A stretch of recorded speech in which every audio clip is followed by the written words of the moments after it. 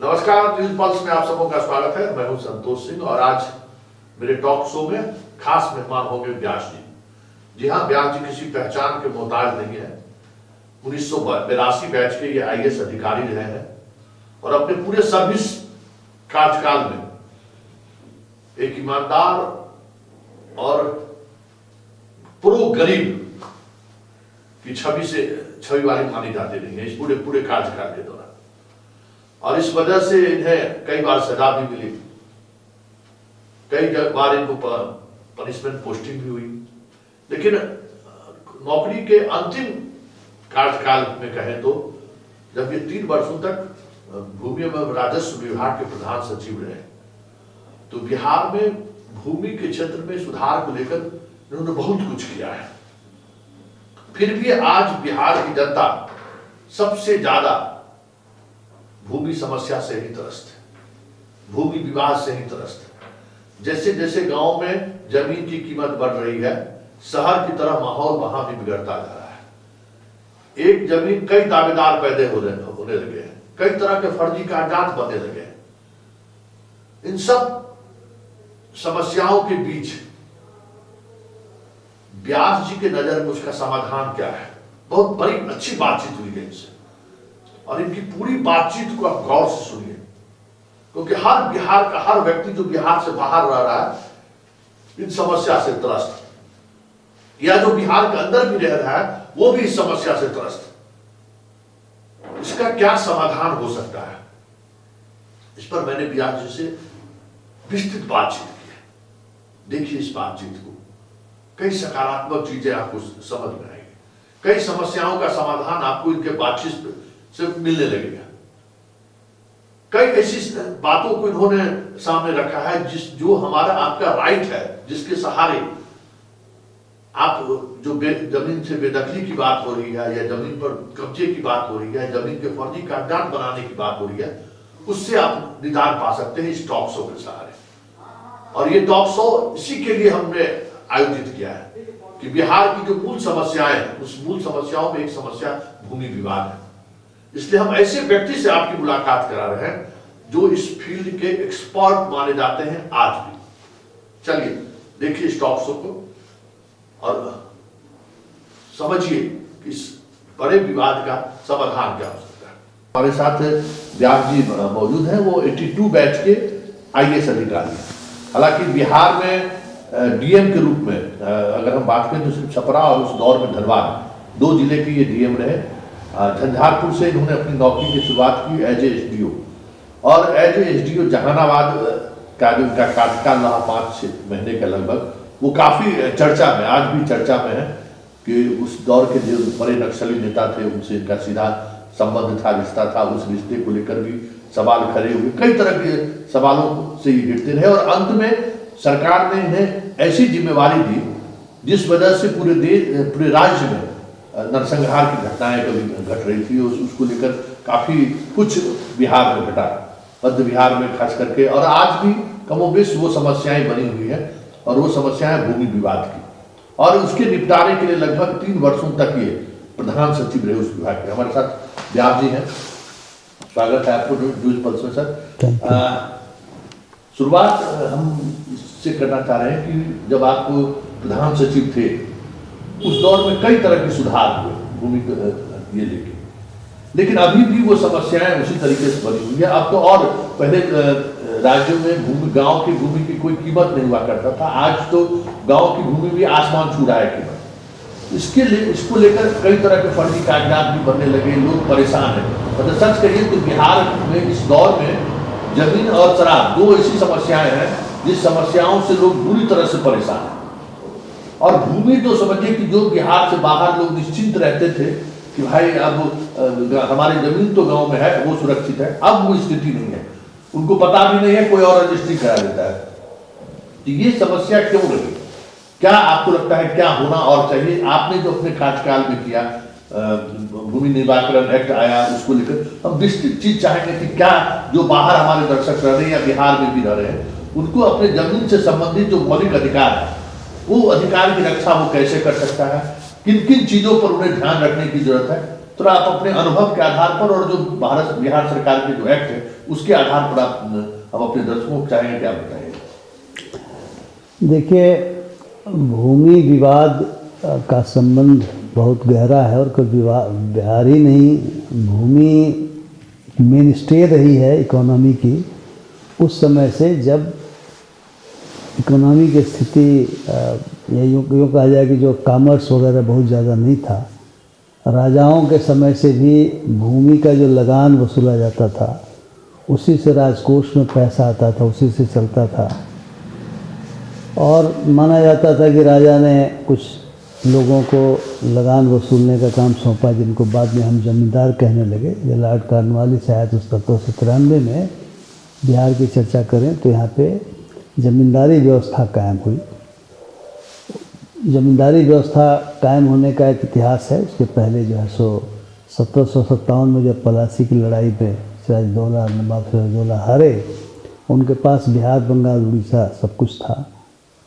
और फिर कुछ समय बाद बक्सर की जो लड़ाई हुई 1764 में, उसमें नहीं चौसा तो दूसरी लड़ाई थी, बक्सर लड़ाई थी जिसमें मुग़ल फौजें आई थी और प्लस नवाब शुजाउद्दौला जो लखनऊ के थे उनकी फौजें, मीर कासिम की फौजें आई थी और अंग्रेज़ों की फौजें थी। उससे हारे तो 1765 में इलाहाबाद के कर्रा नामक जगह पे संधि हुई और उसी संधि के बाद दीवानी अधिकार, दीवानी राइट्स कंपनी को दे दिए गए, जो ईस्ट इंडिया कंपनी थी।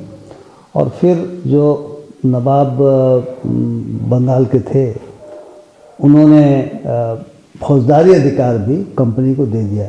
हमने दोहरा शासन का नाम सुना होगा। दोहरा शासन की शुरुआत 1765 के इलाहाबाद पैक्ट के बाद शुरू होती है।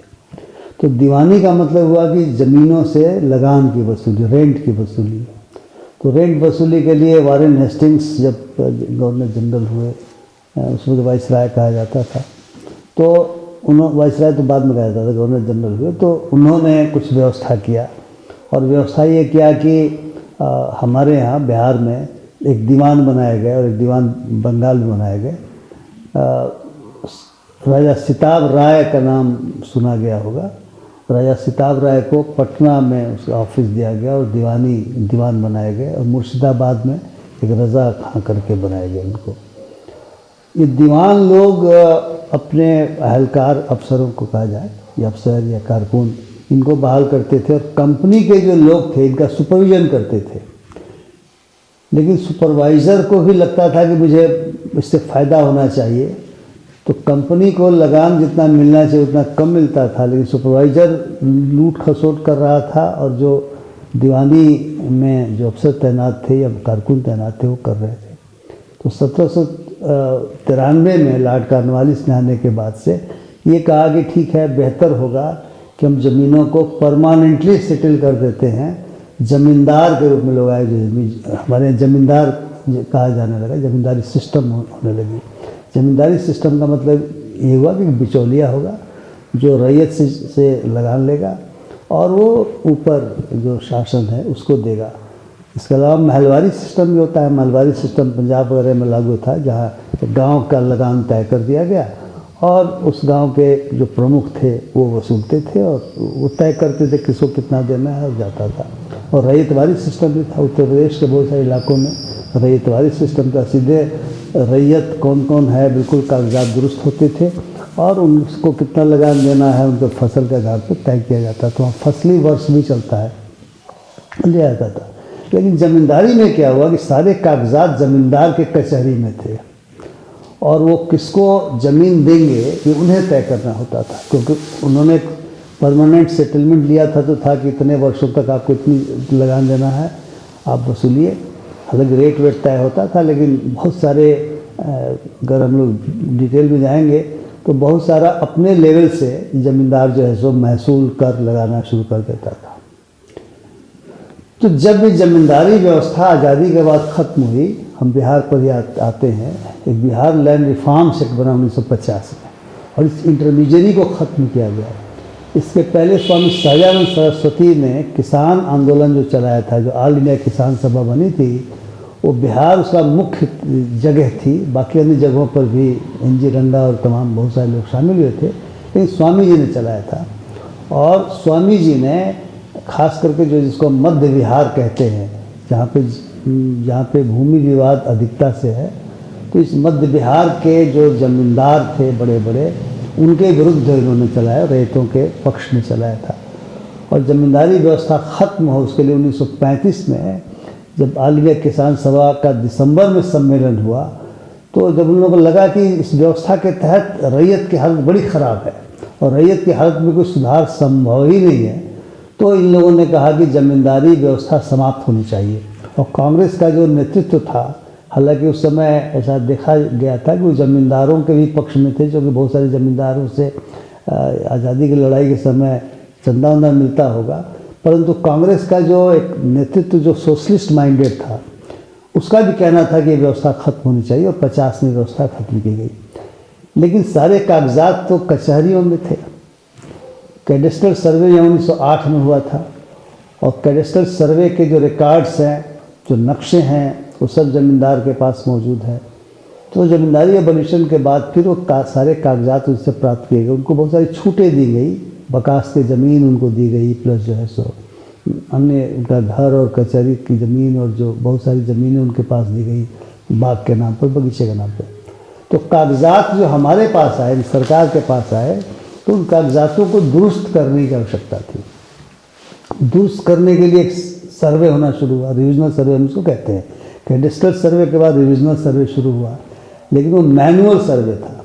तो मैनुअल सर्वे होने के कारण काफ़ी विवाद शुरू हुए, और काफ़ी लंबे समय के बावजूद भी वो पूरा नहीं पाया। जो अभी आज की तारीख में जो बिहार बचा हुआ है और जो झारखंड चला गया, इस बचे हुए बिहार के मात्र 16 जिलों में रिविजनल सर्वे कंप्लीट हुआ था। और पूरे बिहार की बात करेंगे तो झारखंड में जिसको कहते हैं वहाँ तो बहुत कम हुआ था।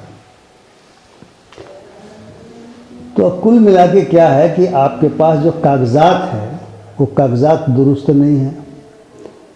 मैंने तो ये पाया था कि बहुत सारे ऐसे कागजात हैं जिन कागजातों में परदादा के नाम से चल रहा है, उनके कई खूंट हो गए, न बंटवारा नहीं हो सका। बंटवारे की 2 व्यवस्थाएं हैं।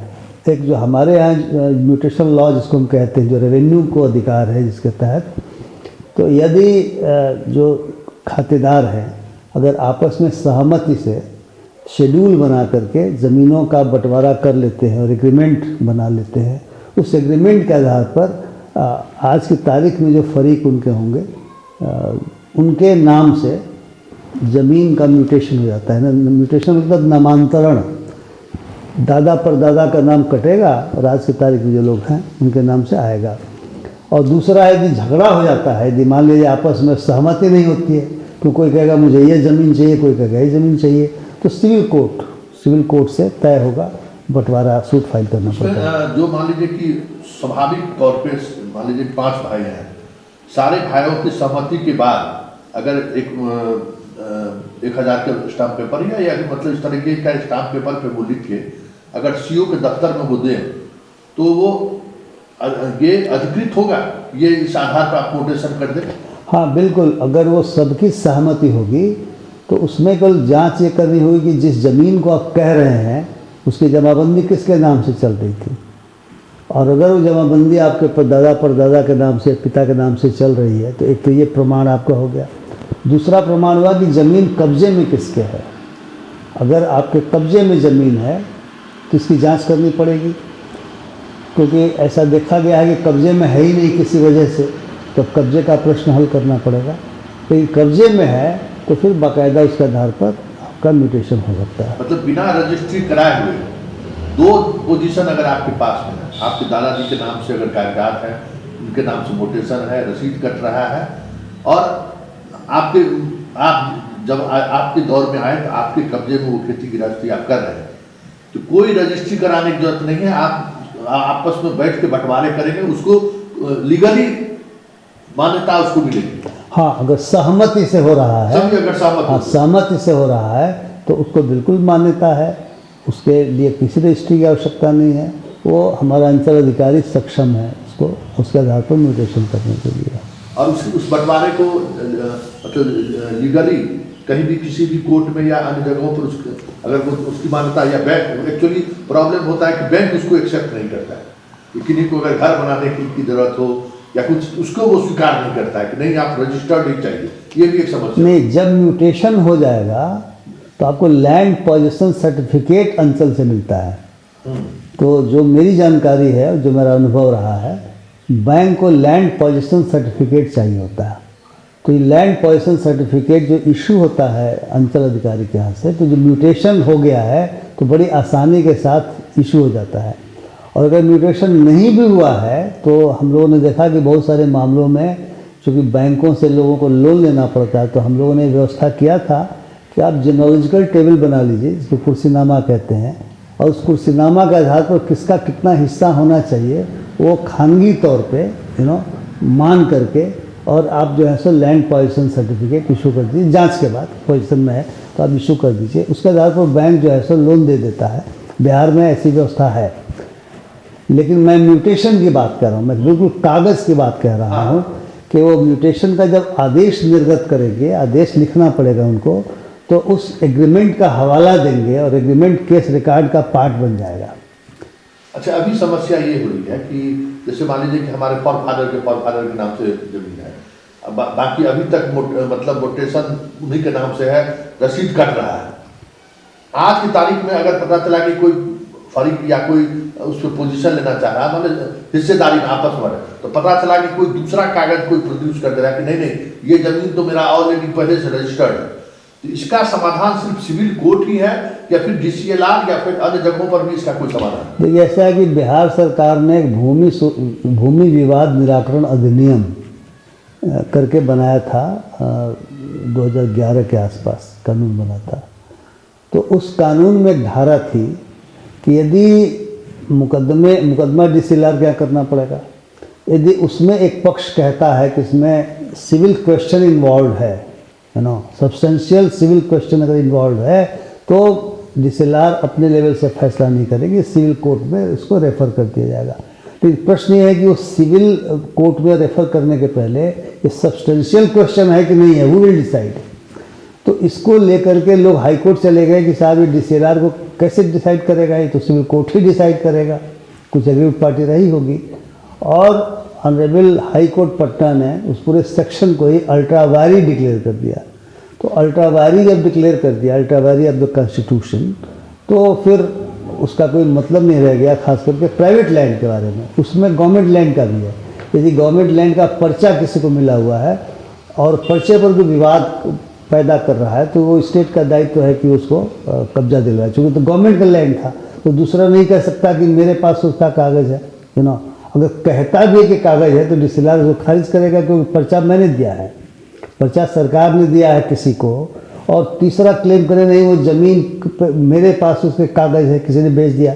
क्योंकि बिहार तो ऐसा नोटोरियस जगह रही है कि आपको मालूम है, गांधी मैदान में किसी ने रजिस्ट्री कर दिया था। ये बात सही है क्या? पटना का, बिल्कुल पटना का प्लेटफॉर्म रजिस्ट्री कर दिया था। अच्छा, नहीं, ये बीच में हम लोग, आप उस विभाग में रहे हैं, ये चर्चा होती है कि गांधी मैदान रजिस्ट्री कर दिया, पटना जंक्शन रजिस्ट्री कर। एक्चुअली है क्या कि रजिस्ट्री का जो एक्ट बना हुआ है उसमें रजिस्ट्रार को यह नहीं देखना है कि यह ज़मीन जो बेची जा रही है, उसको तो रेवेन्यू से मतलब है। तो जो ज़मीन बेची जा रही है वो बेचने वाले के दखल कब्जे या बेचने वाले की ज़मीन है कि नहीं, ये प्रावधान है। लेकिन बिहार सरकार ने इस अनुभव के बाद क्या किया, जो हमारे पास सरकारी ज़मीन जिसको हम कहते हैं, सबकी सूची बना करके कलेक्टर के ऑफिस से रजिस्ट्रार को दे दी गई। अच्छा, ये घटना सही है क्या? घटना सही है लगभग, मतलब मैंने भी सुना है, मेरे पहले की बात है। लेकिन ये काफ़ी इस प्रकाश में आया हुआ था। मतलब इस घटना के बाद कोई बदलाव हुआ, ऐसी बात है? यही बदलाव हुआ कि आप जो है सो देख लेंगे, जैसे मैंने ही, मेरे कुछ CO ऐसे थे जो रजिस्ट्रार के भी, सब रजिस्ट्रार कहते हैं, सब रजिस्ट्रार के भी चार्ज में थे। और एक मुंगेर के किसी अंचल के CO ने क्या किया था कि सरकारी ज़मीन किसी प्राइवेट पार्टी को रजिस्ट्री अलाउ कर दिया था। तो जब उस पर कार्रवाई शुरू हुई तो उसने ही प्ली लिया, उसने कहा कि मैं तो सब रजिस्ट्रार हूँ, तो सब रजिस्ट्रार की हैसियत से मुझे तो देखना ही नहीं है कि ज़मीन कौन सी है। तो फिर हम लोगों ने कहा कि उसको जब एक्सप्लेनेशन पूछा तो हमने कहा कि तुम CO भी हो, तुम्हारा काम सरकारी ज़मीन की रक्षा करना है और रजिस्टर मौजूद है, तो मिलाना पड़ेगा ना कि साहब ये रजिस्टर के हिसाब से ज़मीन सरकारी है कि नहीं सरकारी है। तो ये तो प्रमाणित हम लोगों ने उसके कागजातों को गवाही शहादत से किया कि जानबूझ के किया है, उसको हमने डिसमिस किया, मैंने डिसमिस किया उसको। और ऐसे ही एक मामला पटना का था, इरिगेशन डिपार्टमेंट की ज़मीन उसने किसी के नाम से दाखिल कर दिया। तो चूंकि गवर्नमेंट ने कहा कि जो सरकारी ज़मीन है, जो विभागों की ज़मीन है, वो ज़मीन का रजिस्टर आपके पास रहेगा, मिलान कर लीजिए, आप आँख मूंद के थोड़ा रजिस्ट्री कर दीजिएगा। तो इन्हीं सब घटनाओं के बाद से जो गांधी मैदान की बात है, लेकिन फ़र्ज़ किया जाए कि कोई बेच रहा है प्राइवेट ज़मीन, और प्राइवेट ज़मीन बेचने वाले के पास कोई कागज़ है, तो सब रजिस्ट्रार को अधिकार नहीं दिया गया कि उस बात की जांच करे कि कागज़ सही है कि गलत है।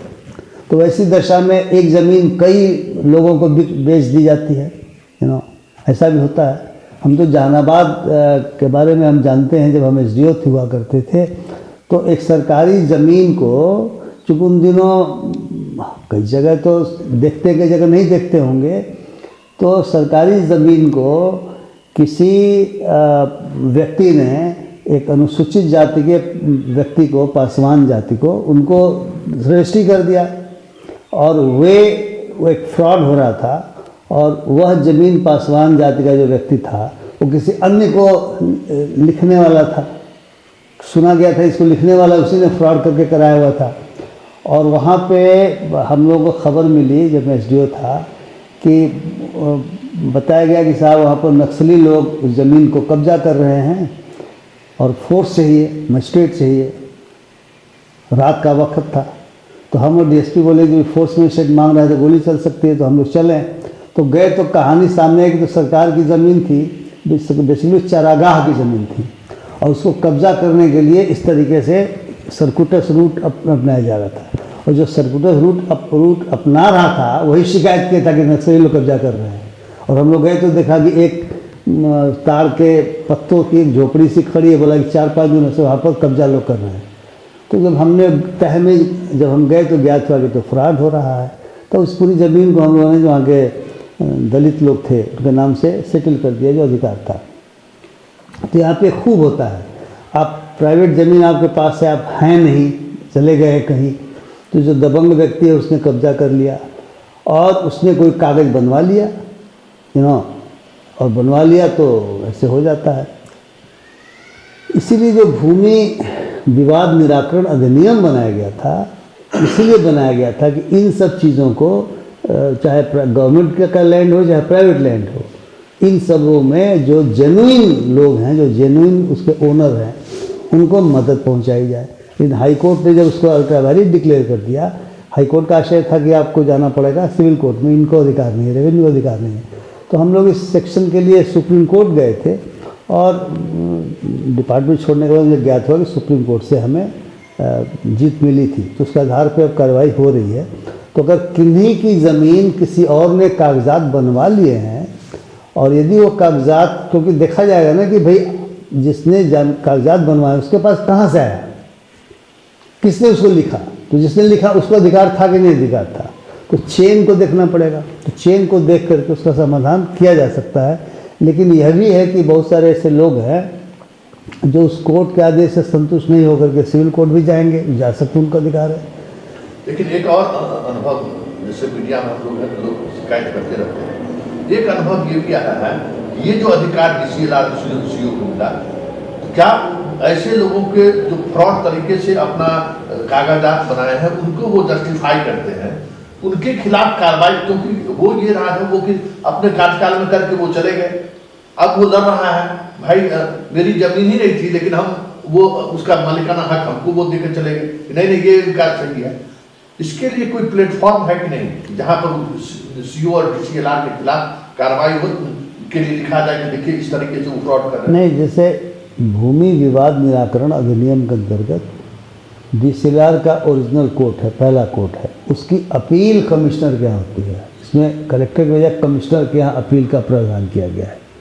तो अगर एग्रीव्ड पार्टी कोई भी होगी तो अपील कर सकती है, और अपील की वहाँ पर निश्चित तौर से सुनवाई होनी है, तो वहाँ पर पता चल जाएगा कि इन्होंने सही नहीं किया है, तो वहाँ पर उनका निराकरण हो जाएगा। अगर वो लीगली मान लिया जाए कि if he has erred legally in judgment, तो दूसरी बात है, उसका निराकरण होगा। लेकिन मान लीजिए कि वो जानबूझ करके बदमाशी किया है, तो केस रिकॉर्ड पढ़ने से पता चल जाएगा।